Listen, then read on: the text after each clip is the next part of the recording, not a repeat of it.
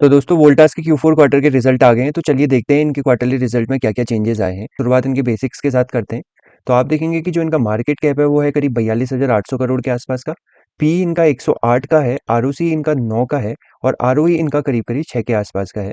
और ये डिविडेंड दे रहे हैं जो वो है 0.54% का, जो कि बहुत कम होता है। आप कह सकते हैं कि नाम मात्र के आसपास का ये डिविडेंड दे रहे हैं। तो एक बार हम लोग इस कंपनी की वेबसाइट पर जाते हैं और देखते हैं कि ये लोग क्या क्या प्रोडक्ट बनाते हैं। तो आप देखेंगे कि इनकी प्रोडक्ट कैटेगरी में एसी है, जिसमें inverter AC, split AC, window AC, इस टाइप की चीज़ें बना रहे हैं। एसी स्टेबलाइजर बना रहे हैं, सीलिंग फैन बना रहे हैं, कमर्शियल रेफ्रिजरेशन के लिए डीप फ्रीजर और तरह तरह के फ्रीजर बना रहे हैं। इसके अलावा dish washer, dry iron, water heaters, microwave, mixer grinder, refrigerator, washing machine, water dispenser, इस टाइप की ढेरों टाइप की अलग अलग कैटेगरी की चीज़ें बना रहे हैं। तो ये इनका कुछ प्रोडक्ट हैं जिसमें इन्होंने यहाँ पर दिखाया हुआ है। कूलर्स को दिखाया हुआ है, वोल्टास के कूलर्स की जो रेंज है।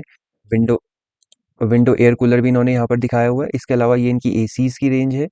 तो इनके जो भी तरह तरह के प्रोडक्ट लिस्ट हैं वो इन्होंने यहाँ पर दिखाई हुई है। तो ये विन वोल्टास के एसी हैं, ये वोल्टास के कूलर्स इन्होंने दिखाए हुए हैं, ये रेफ्रिजरेटर। तो ये इनके ब्रांड एम्बेसडर हैं रणवीर और उनकी माताश्री। तो चलिए एक बार फिर से इनके फाइनेंशियल पर चले जाते हैं और देखते हैं कि इनके क्वार्टरली रिजल्ट में क्या क्या चेंजेस आए हुए हैं। तो इस मार्च के क्वार्टर को कंपेयर करते हैं लास्ट मार्च के क्वार्टर के साथ। तो आप देखेंगे कि जहाँ लास्ट मार्च में इनकी 4,768 करोड़ की सेल थी, वही सेल है अभी 4,888 करोड़ के आसपास। और जहाँ इनके एक्सपेंसेस थे 4,467 करोड़ के आसपास, वही एक्सपेंसेस हैं 4,703 करोड़ के आसपास का। जिसकी वजह से इनका ऑपरेटिंग प्रॉफिट लास्ट ईयर में जो 301 करोड़ का था, वही ऑपरेटिंग प्रॉफिट अभी 185 करोड़ के आसपास का बचा है। तो मतलब क्या है, इनकी सेल्स में तो हल्का ऐसा इंक्रीज आया, लेकिन सेल्स में इंक्रीज आने के बावजूद क्योंकि इनके एक्सपेंसेस बढ़ गए, तो इनका क्या हुआ, ऑपरेटिंग प्रॉफिट कम हो गया। और दूसरी चीज इनका क्या हो रहा है, ऑपरेटिंग प्रॉफिट मार्जिन भी कम हो रहा है, जो कि लास्ट ईयर 6% था, अभी 4% है सेम मार्च क्वार्टर में। लास्ट ईयर इनकी अदर इनकम थी 80 करोड़ की, इस बार वो बच गई है 43 सीआर की। इंटरेस्ट ऑलमोस्ट सेम है और डेप्रिसिएशन में आप कह सकते हैं कि 7 करोड़ के आसपास का इंक्रीज आया है। तो इस वजह से क्या हो रहा है, इनका जो प्रॉफिट बिफोर टैक्स है, जो लास्ट ईयर 343 करोड़ का था, वो अभी क्या है 184 करोड़ का बच गया है। तो आप कह सकते हैं कि जो इनका ऑपरेटिंग प्रॉफिट है, प्रॉफिट बिफोर टैक्स है, वो करीब करीब 50% से ड्रॉप हो गया है। और देखिए इस बार इनमें हायर साइड पर टैक्स भी लगा है, जो लास्ट ईयर 31% था, इस बार सेम क्वार्टर में 39% है। जिसकी वजह से इनका जो net profit last year 236 crore का था, वही नेट प्रॉफिट इस बार मार्च क्वार्टर में 113 करोड़ के आसपास का रह गया। तो ये इनके क्वार्टरली रिजल्ट में के कुछ एनालिसिस है, जहां पर हम लोग ये देख रहे हैं कि क्वार्टरली रिजल्ट में सेल्स तो ग्रो हुई क्वार्टर एंड क्वार्टर बेसिस पे, क्योंकि इनके एक्सपेंसेस इंक्रीज हो गए, तो नेट प्रॉफिट में आते आते वो ही प्रॉफिट क्या हो गया, ऑलमोस्ट हाफ रह गया। तो ये इनके साथ कुछ प्रॉब्लम है। और एक चीज़ जो यहाँ पर नोटिस करने वाली है, आप देख सकते हैं कि जून 2024 में जहाँ इन्होंने 4,900 करोड़ की सेल करी थी और सितंबर 24 में जहाँ 2,600 करोड़ की सेल्स करी थी, इन 2 क्वार्टर में। तो इस बार क्या हुआ है, 2025 के क्वार्टर्स में ये सेल्स भी घट के आधी रह गई है, 3,900 करोड़ और 2,347 करोड़ के आसपास की। और दिसंबर क्वार्टर की सेल्स क्या है, ऑलमोस्ट सेम है दोनों क्वार्टर्स में। ये मैं आपको इसलिए बता रहा हूँ क्योंकि ये चीज़ें हमको, जब हम लोग इनके ईयरली रिजल्ट देखेंगे, तो उस समय हमको समझना पड़ेगा कि इन सेल्स में ड्रॉप का वहाँ पर क्या असर हो रहा है। तो चलिए आगे बढ़ते हैं और हम लोग क्या करते हैं, एक बार इनके बारे में थोड़ा डिटेल में जान लेते हैं कि इनका काम क्या क्या है। तो इन्होंने यहाँ पर मेंशन किया हुआ है कि ये नंबर 1 रूम एसी ब्रांड है इंडिया के।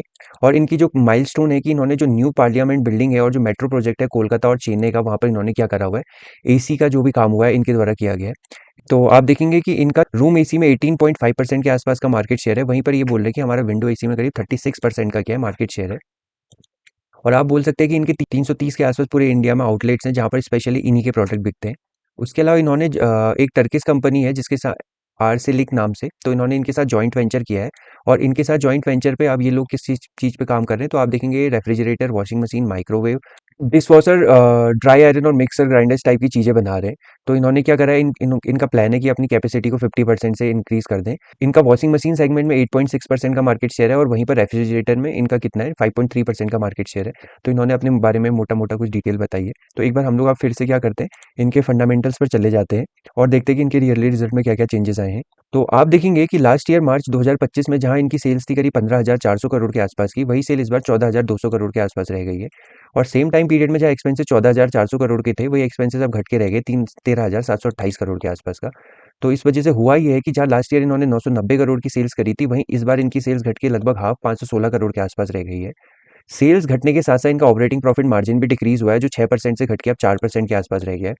लास्ट ईयर इनकी अदर इनकम भी ज़्यादा थी 324 करोड़ के आसपास की, जो इस बार 212 करोड़ बची है, तो इसका भी इनके क्या होगा, नेट प्रॉफिट में इंपैक्ट पड़ने वाला है।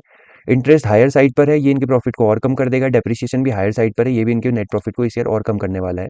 तो इन सारी चीज़ों का ओवरऑल ये इम्पैक्ट निकल के आया है कि जहाँ लास्ट ईयर इन्होंने करीब 11,191 करोड़ के आसपास की सेल करी थी, आप कह सकते हैं 1200 करोड़ के आसपास की, वही सेल इस बार घट के मात्र 557 करोड़ के आसपास रह गई है। और इसका रीज़न ये है, जो अभी हमने क्या करा था, क्वार्टरली रिजल्ट में हमने चीज़ें देखी थी कि क्वार्टरली बेसिस पे क्या हो रहा था कि इनका जो जून और सितंबर क्वार्टर है उनमें क्या हो रहा था, इनकी सेल्स ड्रॉप हुई थी। हो सकता है इस बार इनके एसी की डिमांड ज़्यादा नहीं रही हो या किसी दूसरे एसी की डिमांड बढ़ गई, जिस वजह से क्या हुआ, इनकी सेल्स में इम्पैक्ट हुआ है इन 2 क्वार्टर्स में। तो इस वजह से भी हो सकता है कि इनके जो है सेल्स घटी हो। तो अब देखने वाली बात ये है कि ये जो भी इम्पैक्ट है लॉन्ग टर्म के लिए होने वाला है कि ये इम्पैक्ट शॉर्ट टर्म के लिए है। तो अब देखेंगे कि जहाँ पर इन पे टैक्स जो है करीब हायर लास्ट ईयर 30% था, वही टैक्स इस बार 34% है। तो इनके नेट प्रॉफिट को और डिक्रीज करने वाला है। तो लास्ट ईयर जहाँ इनका नेट प्रॉफिट 834 करोड़ का था, वही इस बार 370 करोड़ के आसपास का रह गया है। तो आप बोल सकते हैं इनका नेट प्रॉफिट ऑलमोस्ट 60% से ड्रॉप हो गया है। तो अब इन चीज़ों में हमको एक चीज़ देखने वाली है कि क्या वोल्टास के साथ ये चीज़ें पहले भी होती हैं या ये फर्स्ट टाइम ऐसा हो रहा है। तो आप देखेंगे कि 2020, 21 और 19 इस ईयर के आसपास इनकी क्या थी, सेल्स एकदम से स्टक हो गई थी और उसके बाद इनकी सेल्स में एकदम इंक्रीज आया, 7 से 9, 9 से 12, 12 से 15। लेकिन अब हम देख रहे हैं कि पिछले 2 साल से ये सेल्स फिर से डिक्रीज हो गई है। तो अब हम लोग क्या करते हैं, एक बार इनकी बैलेंस शीट पर नजर डालते हैं। तो आप देखेंगे कि लास्ट ईयर इनके पास करीब 6,480 करोड़ के रिजर्व थे, वो इस बार रह गए 6,343 करोड़ के। बोरोइंग्स में इंक्रीज आया है जो करीब 100 करोड़ से बढ़ गई है। इसके अलावा current work in progress almost negligible है।